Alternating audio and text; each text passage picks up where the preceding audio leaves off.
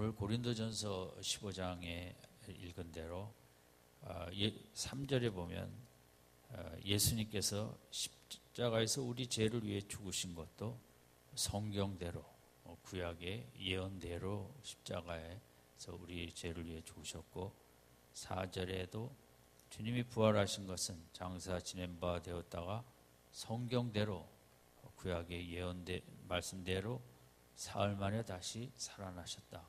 하나님의 아들께서 이 땅에 오셔서 우리 죄를 위하여 십자가에 죽으신 것과 우리에게 소망이 되고자 부활하신 이 모든 것은 우연히 어쩌다 일어난 일이 아니라 하나님의 철저한 계획 속에 구약의 예언 선지자들의 예언의 말씀 속에서 계획하셨던 일들이 온 인류의 소망이 되고자 이렇게 부활의 이 귀한 축복의 사건이 일어났다고 얘기하고 있습니다. 그리고 5절, 6절, 7절, 8절 이 부활의 주님을 실제 눈으로 본 사람들이, 체험한 사람들이 거명이 되어 있습니다. 오늘 부활절 아침에 이 귀한 부활의 의미를 몇 가지만 생각해 보고자 합니다. 부활은 인간의 위대한 존엄성을 회복하는 사건입니다.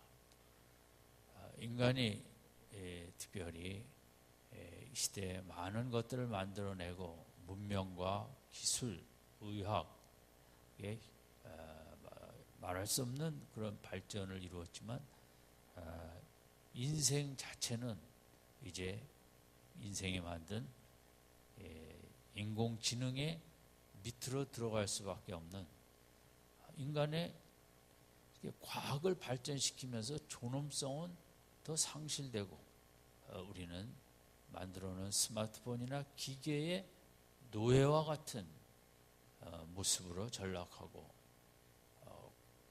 대기업의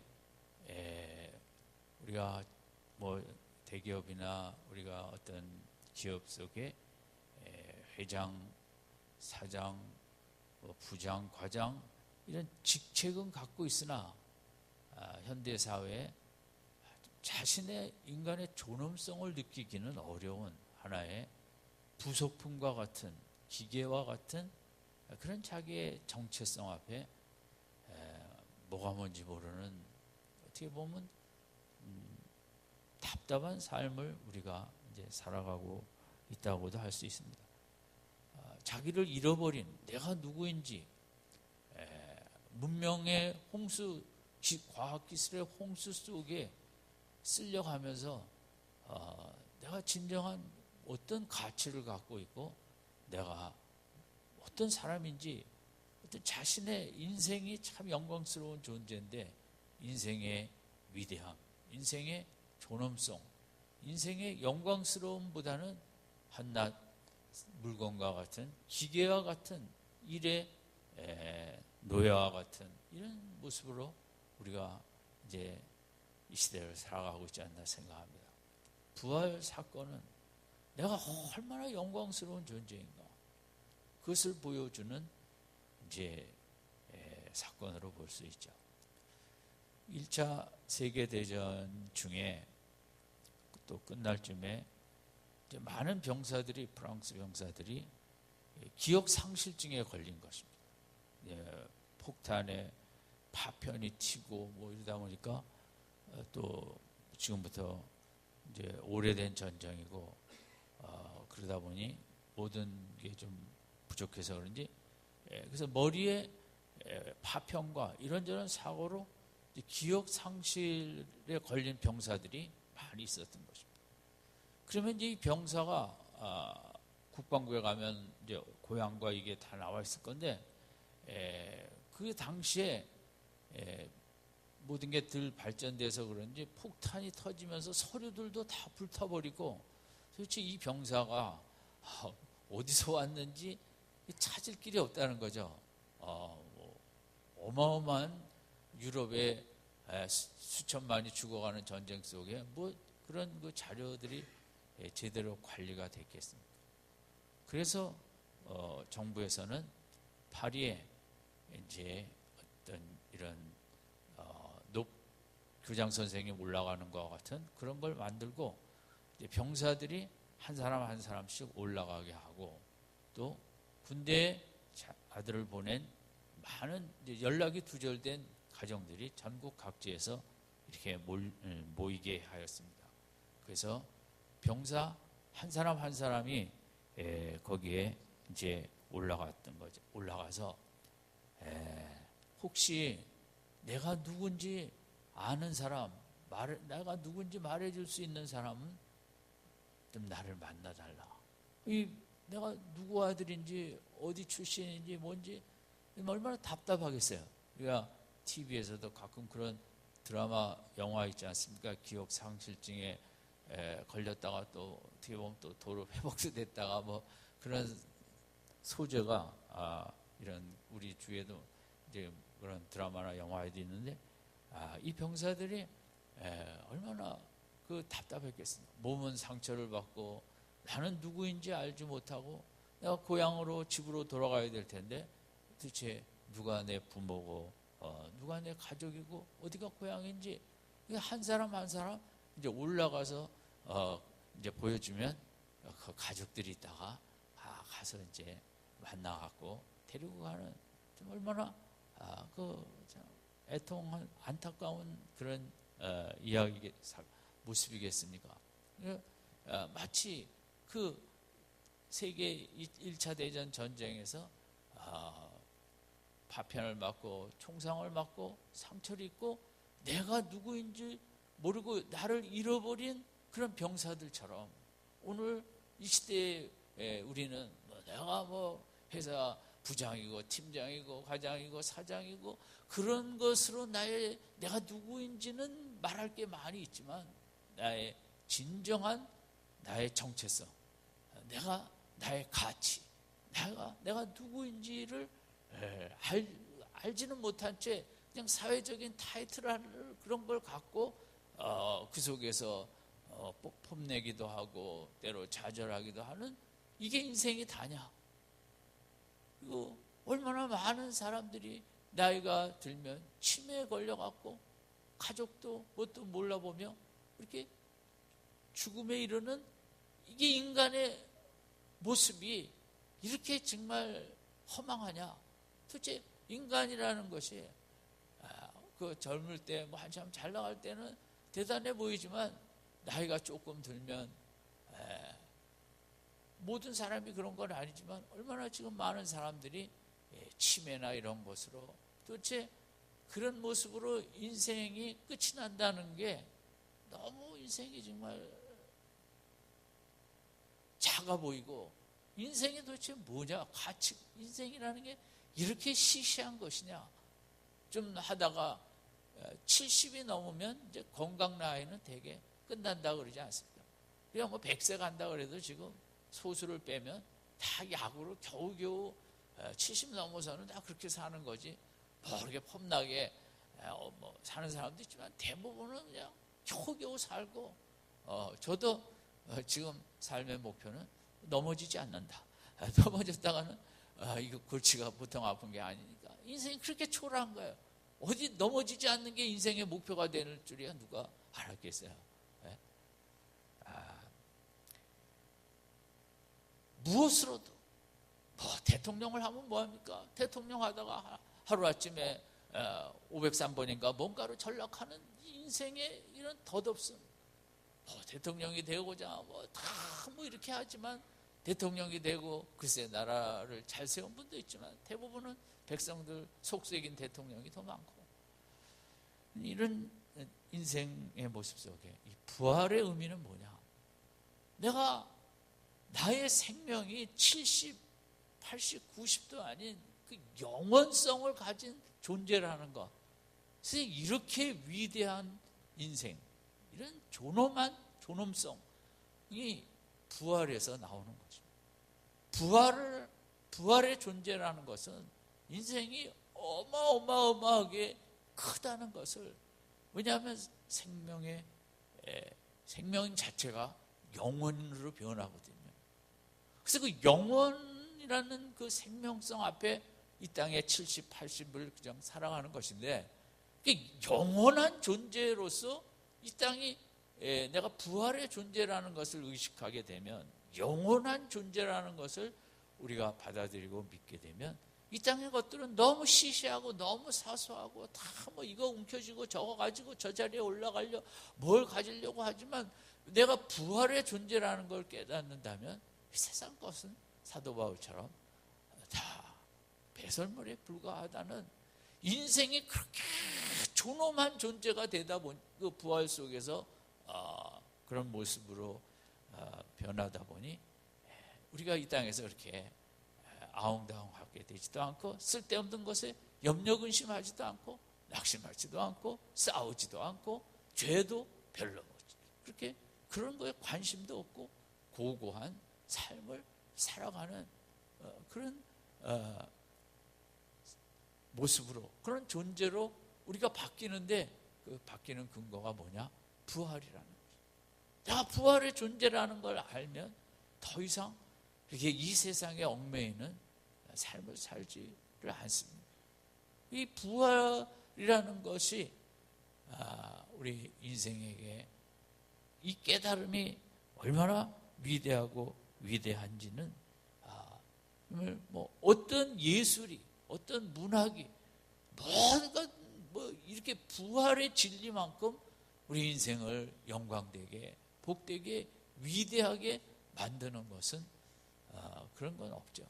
부활이라는 진리만이 우리를 그렇게 영광스럽게 만든다는 거죠. 참 인생이 귀한 이 부활 속에서 아울러 생각나는 것은, 우리가 물건을 갖고 있다가 시시하면 고장났을 때 버립니다. 그러나 귀한 물건은 고쳐 쓰죠. 하나님께서도 뭐 아무리 호랑이가 귀하다 그래도 그건 죽으면 끝이에요. 사람은 그렇지 않는 거죠. 하나님의 형상을 닮아 하나님과 그 닮은 존재로서 태어난 인간은 하나님 앞에 세상의 다 모든 그런 것과는 다르죠. 요즘 뭐 제가 그런 글도 읽어보는데, 우리 애완견이 죽으면 천국 갈까요? 참 그 애완견을 사랑하는 마음은 제가 이해를 하겠는데, 그건 좀 너무한 것 같아요. 우리 그런 사랑했기 때문에 이제 안타까워서 그렇지만, 어쨌든 때 애완견이 천국을 가겠어요. 그러면은 우리 이 사람은 하나님께서 보실 때 아무리 망가져도, 아무리 정말 세상이 버렸다 할 정도로 다 이렇게 정말 너무너무 가망이 없어 보여도, 하나님은 예수 믿는 믿음을 주시고 우리를 회복시키되 영원한 존재로 회복시키신다. 그게 그만큼 귀하기 때문에 그런 거죠. 제가 미국에서 신학교 졸업할 때 옛날에는 이제 볼펜, 뭐 샤프 펜슬 세트 뭐 이런 걸 이제 많이 받았어요. 제가 아직도 갖고 있어요. 그거 벌써 이제 오래됐지만, 이제 제가 이제 그래도 중요할 때 주신 선물들이라 저희 집에 볼펜이 많아요. 좋은 볼펜이. 그래서 근데 한 번은 그게 고장이 났어요. 샤프 펜슬을. 제가 상당히 애를 쓰고 돈을 주고 찾아가고 고치는 사람 찾아서 그 샤프 펜슬을 고쳤어요. 그 뭐 안 고쳐도 되죠. 하지만 거기에 이제 귀한 의미를 제가 부여하고 있기 때문에 그걸 결국 고친 거죠. 사람이 그런 거죠. 하나님 앞에서는 너무나 귀하고 잘못해서 죄를 짓고 죄 속에 뒹굴지라도 하나님 다시 회복시키시고, 적당히가 아니라 영원토록 영원성에 이를 정도로 영광의 회복을 하게 하시는 그 부활 사건이 이제 그런 의미가 있다는 것을 우리가 생각을 할 수 있겠습니다. 두 번째는 부활 사건은 죄 용서를 확증하는 사건이 됩니다. 우리가 십자가에서 죄 용서를 받았다는데 부활이 없다면 뭐 어떻게 증명을 할까요? 예수님의 죽으심은 너무 안타까우신 죽으심, 너무 정말 4대 성인들과 같이 선한 삶을 살았지만 악한 인생들이 죽인 그런 참 너무 영광스러운 죽음이긴 하지만 십자가의 죽음이 끝이고 부활이 없었다면 그냥 애도할 일밖에 없는 거죠. 어떻게 그럴 수가 있었겠나? 그분 귀한 삶을 사셨는데 인간이 악해서 그렇게 되었구나 하는 그런 이제 부활이 없는 십자가 사건은 상당히 축소되죠. 의미가 그냥 너무 거룩하시고 깨끗하신 분의 안타까운 죽음으로 끝이 나는 것입니다. 근데 부활 사건은 뭐냐면 예수께서 부활하심으로 말미암아 예수께서 말씀하셨던 것들, 예수께서 행하신 십자가의 의미도 이 부활이 그것이 다 올바랐다는 것을, 십자가가 그 죄 구약의 희생 제물의 역할을 했다는 것을 부활이 있음으로 말미암아 증명이 되었다는 거죠. 입증이 되었다는 거죠. 또 부활 사건으로 말미암아 하나님께서 예수님이 하신 말씀, 모든 이적, 십자가 이런 모든 것들이 그것이 그것이 확실하다는 것을, 올바르다는 것을 하나님이 부활을 통해 확증하는 사건의 의미를 갖게 되는 것입니다. 그러니까 십자가 없는 부활도 우리가 의미를 찾을 수가 없고, 또 부활이 없는 십자가, 그것도 또 뭐 의미를 어떻게 갖다 줄 수가 없는 거죠. 동전의 양면성처럼 십자가와 부활은 함께 해야만 그 의미가 이렇게 정확하게 드러나는 것입니다. 우리가 십자가를 사랑하자는 것은 그것은 그 속에 부활도 같이 포함되어 있는 거죠. 부활 없는 십자가, 십자가 없는 부활, 이것은 기독교로서는 이게 말이 되지 않는 것이죠. 예수님이 하신 말씀이 모두 옳았다. 옳았기 때문에 하나님은 예수님을 부활에 이르게 한 것이죠. 예수님이 하신 말이 전부 옳았다는 걸 증명을 어떻게 합니까? 그분의 의견으로 끝날 수 있죠. 십자가로 끝쳤다면.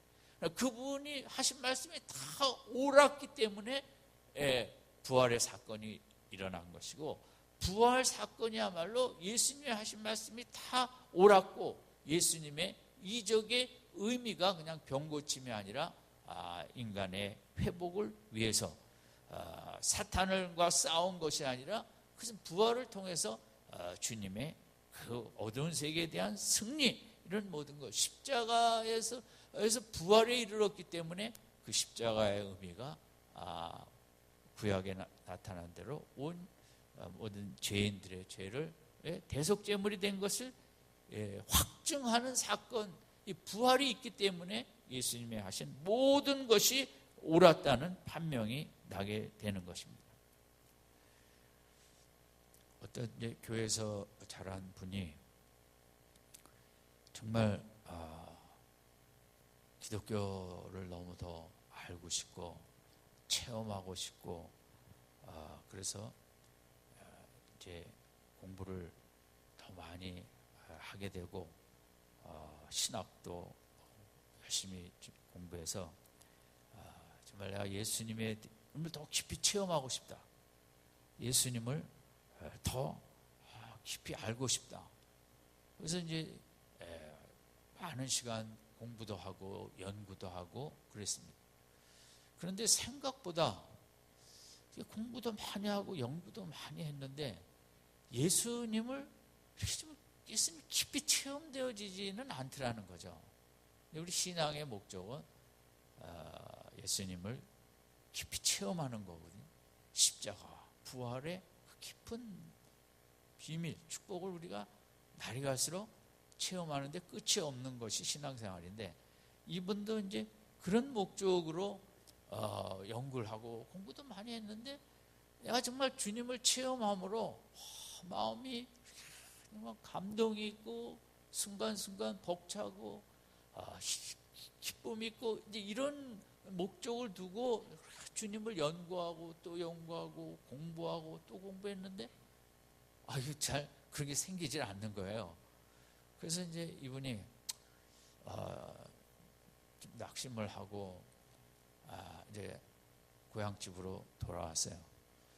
돌아와갖고 어릴 때부터 다니던 이제 예배당에 들어가는데 여기 십자가가 이렇게 걸려 있었던 것 같아요. 그 예배당의 예배 시간에 이렇게 뒤에서부터 걸어가면서 십자가를 보는데, 그냥 뭐 어려서부터 수백 번, 수천 번도 봤던 십자가였겠죠. 근데 그 십자가를 깊이 바라볼 때 갈라디아서 2장 20절이 생각났다 그래요. 그건 뭐냐면, 나를 사랑하사 나를 위하여 자기 몸을 버리신 하나님의 아들을 믿는 믿음 안에서 사는 것이니라. 거기 그 부분에서 나를 위하여 십자가를 지셨다는 영어 성경의 for me죠. 두 단어예요. 그 갈라디아서 2장 10절에 그토록 연구할 때는 그렇게 느껴보지 못했는데, 그 고향의 예배당에 들어가서 십자가를 보면서 생각난 게, 저 십자가가 나를 위하여 지신 것이구나. 거기에 이제 그 형용할 수 없는 벅찬 그런 자기가 그토록 그 예수님을 믿는 그 깊은 체험, 기쁨의 체험을 하기 위해서 수많은 책과 공부를 많이 했을 때는 못 느꼈는데, 십자가가 for me, 나를 위한 십자가다. 그 누구도 아닌 부활도 우리가 이 아침에 중요한 것은, 부활이라는 사건, 십자가라는 사건을 첫 번째는 역사적인 사건으로만 볼 수 있어요. 나하고 그냥 지식 속에 그것은 역사적으로 부활은 뭐 역사적인 사건으로 안 믿는 사람도 있겠지만, 교회 다니는 분들은 이제 부활의 사건을 역사 속에 일어난 사건으로 믿을 거예요. 이제 근데 그러나 또 팩트로만 보는 데에는 한계가 있다는 거죠. 신학교에서 배우는 건 다 팩트거든요. 그 신학적인 지식 속. 이 사람하고 마찬가지죠. 그런데 이제 이 기독교가 뭐냐 하면, 결국 내가 체험이 되어져야 된다는 거죠. 그건 뭐냐면, 십자가가 온 인류를 위하여 하나님의 아들이 죄를 위하여 돌아가신 것이 아니라, 그 십자가가 나를 위하여 지신 십자가라고 깨닫게 되고 체험되어질 때 형용할 수 없는 감동과 감격이 있는 게 기독교인 거죠. 그 팩트 차원, 지식적 차원을 넘어서 나의 그 주관적인 체험, 나를 위한 것이다. 여러분, 오늘도 부활주일에 중요한 건 뭡니까? 주님이 부활하신 것은 나를 위해서 부활하신 거예요. 왜냐하면 나도 부활시키기 위해서, 그게 나를 위해서라고 그게 깨달아져야만 내 감동이 있고 감격이 있고 기쁨이 있는 거거든요. 거기에 능력이 되는 거죠. 나를 위한 십자가, 나를 위한 부활. 이 아침에 그런 귀한 깨달음과 체험이 있길 바랍니다. 나를 위한 십자가, 나를 위하여 부활하셨다는 거예요. 내 가족도 중요하지만 더 중요한 건 나를 위해서 내가 체험이 되어져야 된다는 거죠.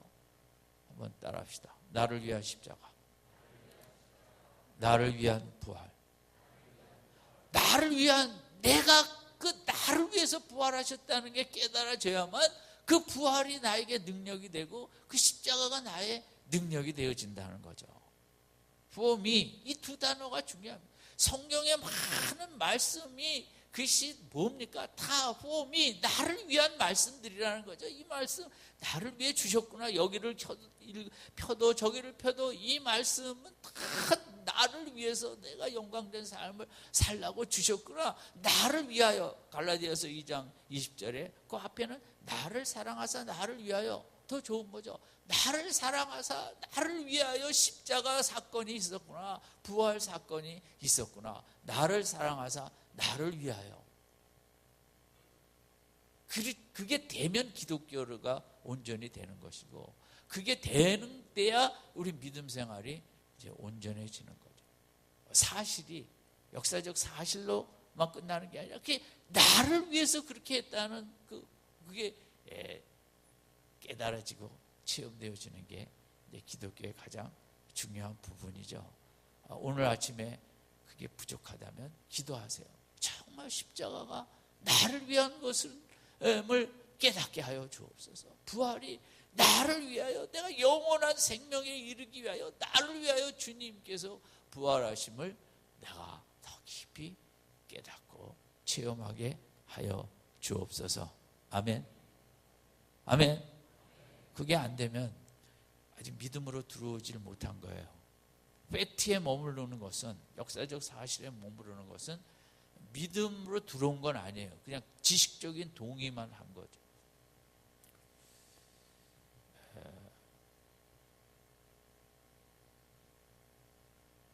그래서 십자가 사건과 죄 용서, 십자가와 부활은 그게 같이 연결되어 있음을 우리가 생각해야만 부활의 의미가 바로 되고, 세 번째 마지막으로 생각할 것은 부활하심으로 예수께서 주가 되신 거예요.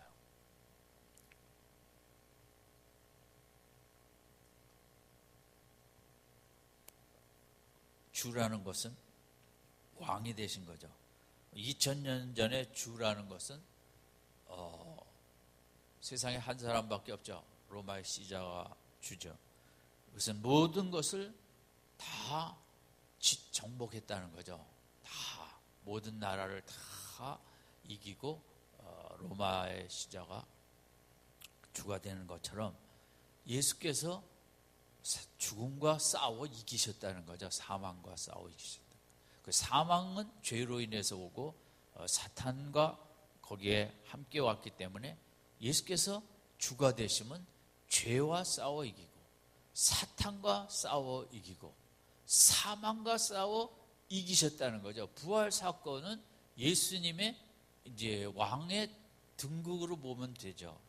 물론 높으신 분이었지만 이 땅에 초라한 인간으로 오셨다가 십자가와 부활로 싸우는 거죠. 죄와 싸우고, 인간의 가장 무서운 적은 죽음입니다. 사망보다 무서운 적은 없죠. 그럼 오늘처럼 사고가 많은 시기, 그 TV에 보면 이렇게 법규를 위반하지 않아 그 교통사고 나는 프로그램이 있더라고요. 그래갖고 이제 보험도 뭐 80대 20, 그 차가 80이냐 이 차가 20이냐 뭐 전에 그런 걸 봤는데, 그게 그렇구나 알고 싶은 마음도 있고 너무 끔찍한 마음도 있고, 또 누구도 어떤 순간에 저 자리에 가게 될지 모른다는 그 두려움을 이렇게 전달을 하더라고요. 그러니까 제가 한두 번 보다가 보지 말아야겠다. 좀 보험을 생각하면 뭐 70대 30인지 상식적으로 좀 알고 싶은 마음도 있는데, 제일 무서운 것은 오늘 너무 죄악이 많고 엉터리로 운전하는 분도 많고, 음주운전에다 요즘은 그 스마트폰을 보면서 운전하는 사고가 더 많대잖아요. 음주운전보다.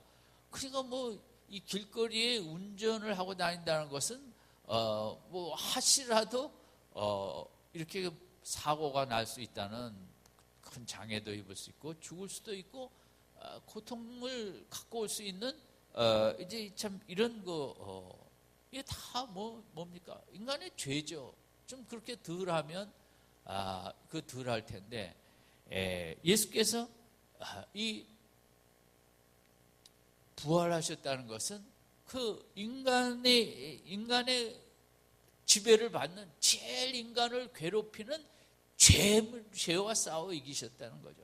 그래서 정말 예수를 믿는 자는 예수님이 그 죄를 이기신 것처럼 우리도 죄를 이길 수 있는 부활의 능력이 내 속에도 있기 때문에 신앙생활을 하는 것은 여러 가지 중에 죄 문제의 용서함과 아울러 죄와 싸워 이길 수 있다는 데 이제 또 중요한 점이 있지 않습니까? 예수님은 주가 됐다는 거죠. 부활하심으로. 그것은 그 사탄과 사망과 죄와 싸워 이기셨다는 것과 아울러 그 주가 되신 예수께서 온 세상을 다스리시고 통치하시고 계시다는 의미이기도 합니다. 우리가 예수는 주 찬양을 할 때 그 핵심은 뭐냐? 지금도 예수께서 다스리고 계시다는 거죠. 김정은의 미사일로 시진핑의 그 고집으로 뭐 이렇게 하는 것이 아니라 이 세상은 얼핏 뭐 히틀러가 다스리는 것 같기도 하고 나폴레옹이 다스리는 것 같기도 하는 그런 때도 있지만 이 세상을 정말 통치하시고 다스리시는 분은 예수께서 부활하심으로 말미암아 이제는 주 대신 예수께서 온 역사의 모든 순간순간을 다스리시고 통치하고 계신다는 것입니다. 아멘. 정말 부활절 아침에 이렇게 아멘이 이렇게 부활의 주님이 뭐 전혀 뭐 별로 이렇게 마음속에 기쁨도 없고 그냥 주일이니까 나갔고 부활주일이니까 갔고 이러면 안 되죠. 정말 이 무의미한 지친 인생 속에 부활의 진리만이 나의 가슴을 뛰게 하는 거거든요. 빌리 그레이엄 목사님이 독일의 그 초대 수상이 된 이제 콘라트 아데나우어라는 분이 있었어요. 이분이 그러니까 2차 대전이 끝난 후에 그런 한 14년을 독일 초대 수상을 하면서 그 무너진 나라를 이렇게 재건하는데 큰 일을 하셨죠. 그러니까 독일도 그때 1945년 이후에 이제 좌파가 막 나라를 사회주의로 동독으로 모양으로 끌고 가려고 하는 이제 그런 걸 이분이 막아서 결국 이렇게 자유민주주의 나라로 이제 세우는데 역할을 했죠. 근데 이제 이 빌리 그레이엄 목사님이 이분을 이제 만나게 된 거죠. 어려운 만남인데 그래서 가서 만나서 이제 무슨 얘기를 할까? 또 뭐 목사니까 신앙적인 얘기를 하자니 그 양반이 좋아할까? 뭐 이런저런 생각을 하고 이제 만났는데 이 콘라트가 뭐를 먼저 한 말이 빌리 그레이엄 목사에게 이 세상 역사 속에 가장 중요한 일, 가장 빛나는 사건은 무엇이었을까요? 이 수상에 먼저 물어봤다는 거죠. 목사에게. 인류 역사상 여러분이 한번 마음속에 대답하세요. 가장 중요했던 일은 무엇일까요? 마음속으로 대답하라 그랬으니까 빌리 그레이엄 목사도 역사 속에 인류 역사의 가장 중요한 일이 무엇일까요? 이게 정치가가 물어보니까 이거 무슨 어떤 사람을 되려고 하나 이런데 이분이 역사 속에 이 세상 속에 가장 중요하고 빛나는 사건은 뭐냐면 예수님의 부활이라는 거예요. 그러니까 목사님은 이제 그런 얘기를 해야 되는데 이제 어쩔까 저쩔까 있는 반에 수상이 이런 얘기를 딱 하니까 아마 역사 속에서 어떤 인물을 대답해야 되나 하고 있는데 이분은 질문한 다음에 잠깐 가만히 있으니까 대답까지 한 거죠. 예수님의 부활이 인류 역사상 가장 중요한 사건이고 가장 빛나는 사건이다. 왜 그러느냐?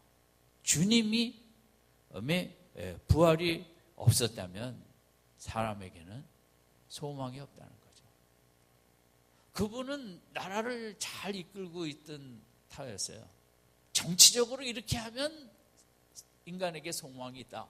이게 맞죠. 지금 수많은 공약들을 제시하며 이렇게 하면 이제 나라가 잘 될 것이다. 인류의 소망, 나라의 소망을 뭐 그런 것도 잘 해야 되죠.